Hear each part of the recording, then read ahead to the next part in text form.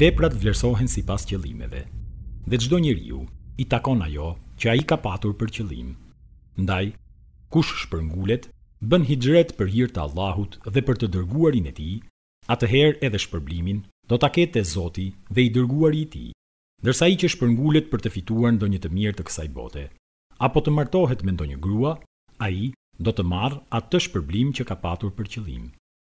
Këtë hadith e transmetuan Buhariu, Muslimi, autorët e Syneneve, Tirmidhiu, Ebu Dauti, Nesaiu dhe Ibn Maxhe e tjerë. Newawiu, librin 40 hadithe, e nisi me këtë hadith. Madje një hapje të tillë u kanë bërë edhe dietarët e tjerë librave të tyre. Një prej tyre është Buhariu, i cili sahihun e tij e filloi me këtë hadith.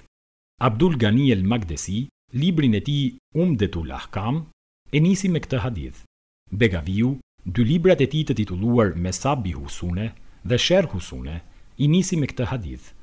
Gjithashtu, Suyuti, librin e tij El Jamiu Sagir, e hapi me këtë hadith, ndërsa Neveviu, në hyrjen e librit të tij El Mejmu Sherh El Muhedheb, vendosi një temë dhe e titulloi Temë rreth sinqeritetit, çiltërsisë dhe preokupimit me niyetin, qëllimin në të gjitha veprat e dukshme dhe të padukshme. Në këtë temë, ai përmendi 3 ajete nga Kurani famlart dhe u bashkangjiti hadithin, veprat vlerësohen sipas qëllimeve. Më pas pohoi. Ky është një hadith për saktësinë e të cilit është rënë dakord. Të gjithë janë të një mendimi për madhështinë dhe vendin e lartë që zë ai.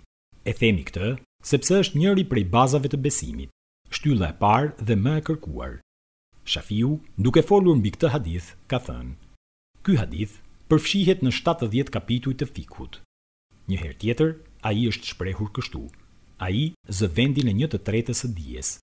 E fjalë të ngjashme kanë shprehur edhe të tjerë veç tij. Ai është njëri prej haditheve rreth të cilit sillet feja islame. Dietarët kanë rënë në polemik për numrin e këtyre haditheve. Disa kanë thënë se ato janë 3 hadithe, e disa të tjerë kanë thënë 4, e të tjerë 2 hadithe. Ka edhe disa që kanë thënë se është vetëm një hadith. Unë i kam mbledhur që të gjitha në një libër të veçantë me titull 40 hadithet. Çdo musliman duhet patjetër që t'i njohë këto hadithe, sepse të gjitha janë të sakta, esenca e të gjitha rregullave islame, duke nisur nga çështjet bazë, degëzimet, asketizmin, mirësjelljen, moralin e lartë e tjerë. Unë e bëra hyrjen e librit tim me këtë hadith, duke marrë si shembull imamët dhe dietarët tanë të hershëm, Allahu qoftë i kënaqur me ta.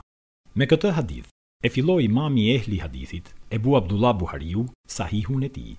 E disa të tjerë përcollën se të parët tanë të mirë, pëlqenin që librat e tyre t'i fillonin me këtë hadith, me qëllim që t'u mësonin nxënësve për mirësimin e niyetit, si dhe kërkimin e kënaqësisë së Allahut, me anë të punëve të dukshme dhe atyre që nuk duken. Transmetohet se Imam Ebu Said Abdurrahman bin Mehdi, Allahu e mëshiroft, ka thënë: nëse do të shkruaja një libër, çdo temë të tij do ta filloja duke përmendur këtë hadith. Gjithashtu, transmetohet se ai ka thënë: kush dëshiron të shkruajë një libër, le ta nisë me këtë hadith.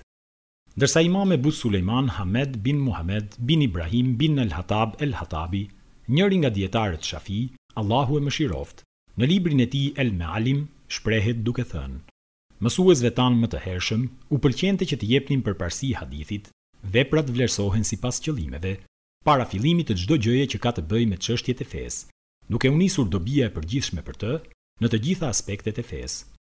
Ibn Rexhebi, në librin e tij Xhamiul Ulumi wal Hikem, thotë: dietarët janë të një mendimi rreth saktësisë dhe pranimit të këtij hadithi.